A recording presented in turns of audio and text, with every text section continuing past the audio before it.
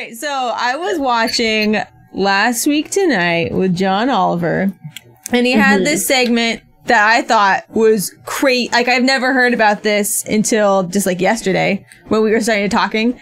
And it's about it. We kind of talked about this off stream, but it's this thing called Clearview.ai.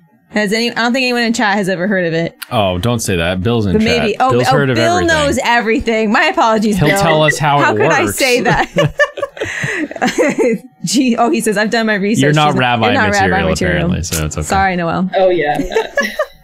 But I thought this was fascinating. I kind of wanted like a lawyer's take on like the legalities behind all this. So just to back it up real quick, Clearview.ai is like this company that they are using facial recognition to help along like crime, like policemen finding people in crimes. Using every photo that you upload online in order to build a facial recognition database from public domain from websites. And they'll argue that, but yeah, they basically have 3 billion like photos from like Facebook or even just like public websites, Twitter, Instagram, all of that stuff. This one guy's even like old like newspaper from his local like neighborhood had a picture of him in their database. So they're basically like farming all of these like free photos of you on the internet, and they're using it apparently for like helping find criminals.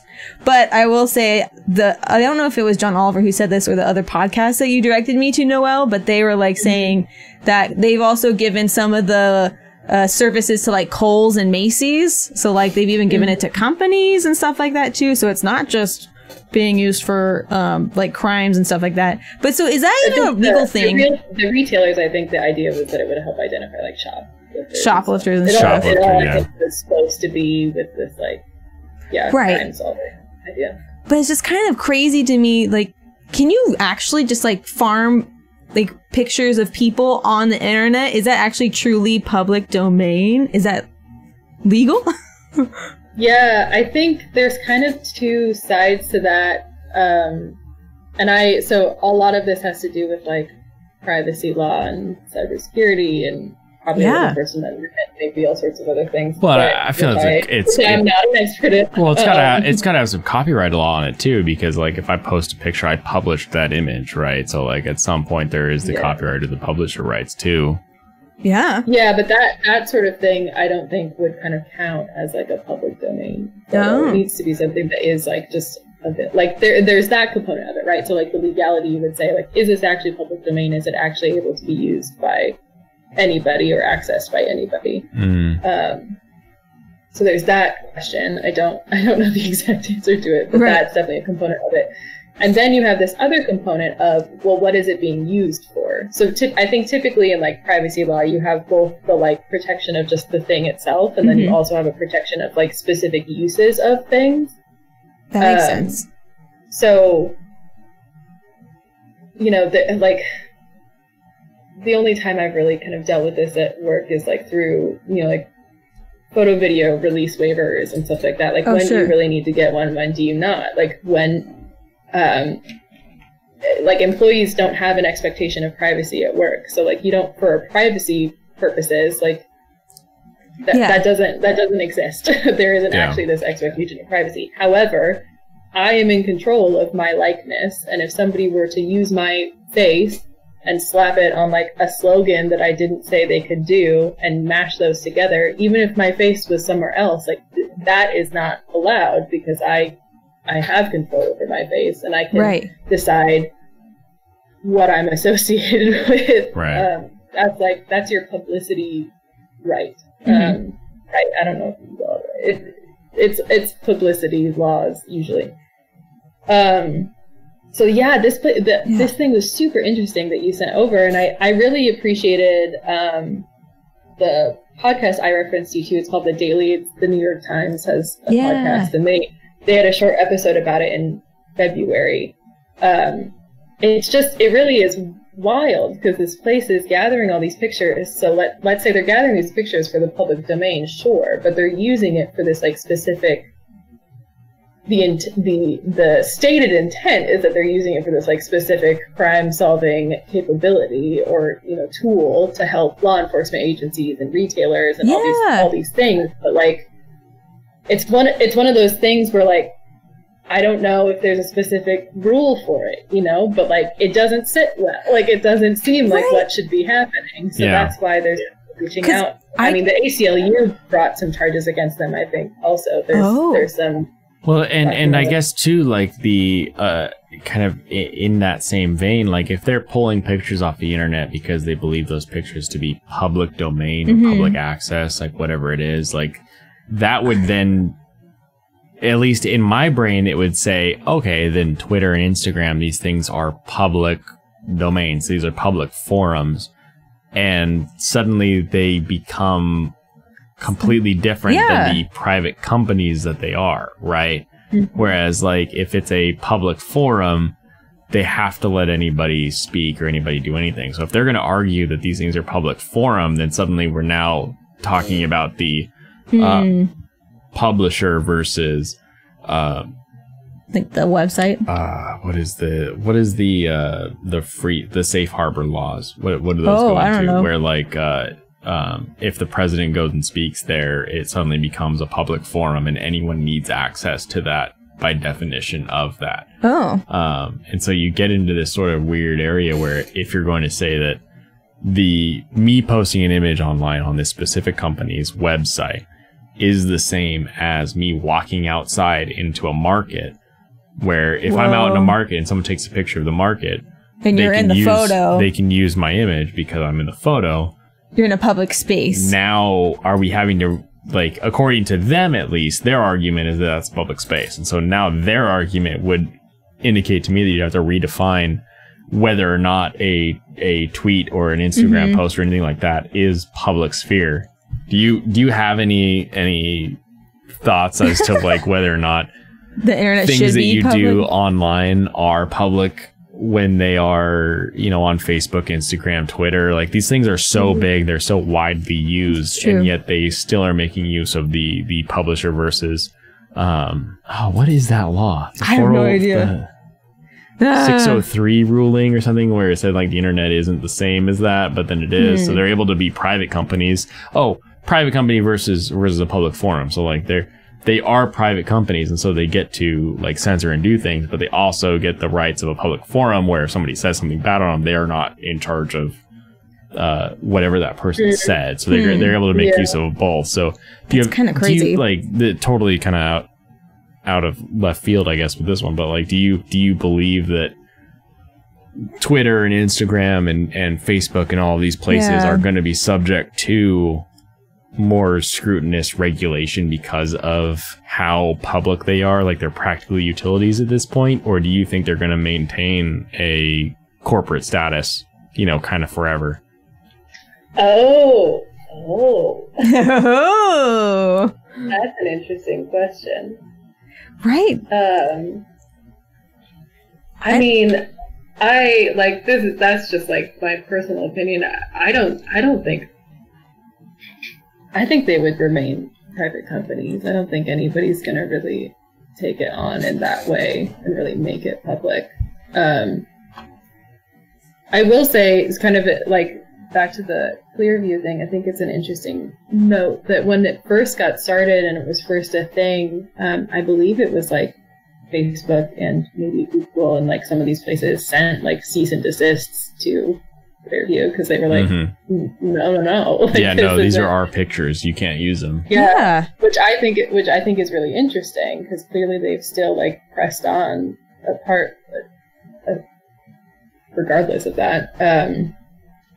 But yeah, I mean, I don't know if those sort of spaces are ever going to really become like outside of private hands, really. And it's an interesting question. I mean, I think it's something that's like constantly evolving, and people are constantly looking at like privacy always. I mean, like privacy is clearly like very much a thing that we as Americans care a lot about. And yet we love these things that like blast all this stuff everywhere, and we know it and we accept it. So there's also that kind of side of privacy, right? When you like accept terms and conditions and like you're Wow. You don't read it, it doesn't matter. You still accepted it. Like, there's sort of this, like, assuming the risk of putting your stuff on these sort of things and leaving your privacy settings really open and, like, doing whatever. Well, I think there is kind of precedent for that. Like, the Postal Service, right? Like, they are a public company, technically. They're a private company that has contracts with the government. They are not actually a government-controlled agency. They are a private company. They have to make money. That's why a lot of the postal services on Sundays will do deliveries for Amazon. They're doing, they specifically call it Amazon Day in order to actually, like, make money as a postal service. No! Sorry. It's super... Sunday, the Lord's Day. Yeah. Amazon. It's super funny. But no, I was interviewing a postal worker who was talking about how, like, they work on Sundays with this specific, they're only delivering Amazon stuff that day. Wow. And so you have this precedent where you have a private company that is operating with a private structure. However, because of what they do, like, the mail can't say this mail is not going to get mailed unless it's illegal, right? Like drugs or bombs or anything like that. You can't mail those things, but you can mail anything else. You can mail out propaganda. You can mail out lies. You can mail out truths. You can mail out money. You can mail anything you want from any person to any person unless it is an illegal good, right? And so you kind of do have a precedent where a private company is able to actually have to function in that way, a public way. So I don't think it's too far-fetched to say something like an Amazon or something. You mean like a Twitter or an Instagram or a Facebook could start getting that same sort of regulation where it's like, hey, here's what you have to do now, because you are no different than somebody shouting something from a town square or mailing something from one person to another. I guess. But, like, I didn't give him the permission to use my likeness for his company. Because he's making a profit off of my face. As far as Clearview is concerned, that's different. That's different. Oh, okay. But I guess the where it stems into Clearview is if Facebook, if Twitter, if Instagram are public venues where here's all the things that you know, it's essentially you being in a town square. Right. Now Clearview can use your stuff.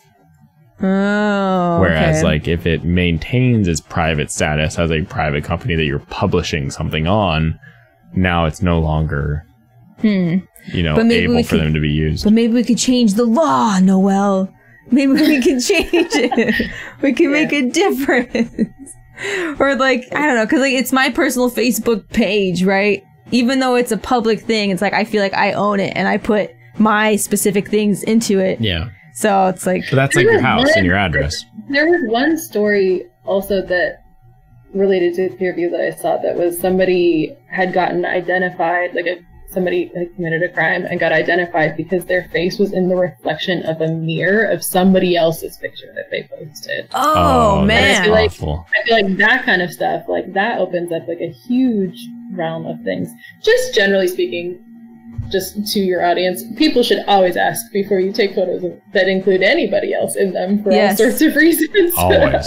Because you never know why somebody might really need to not be posted on what you have. And what's nice on that is you just need to know the platform you're posting. So like anytime we're in Japan and there's like people around, we're just like, Instagram! And they're just like, yeah, and they're just happy with like an Instagram photo. Or we're like, we're filming and we see someone like YouTube, and they're like, YouTube, cool. Okay, cool. And they don't want to like walk through our like photo or whatever it may be. Or some people do have their face masks, or like they'll like hide their face. They don't want restaurant. You're like YouTube, and they're like, oh yeah, and they like bring you behind the counter, and you're like, now I'm a behind the scenes YouTuber. Oh my gosh.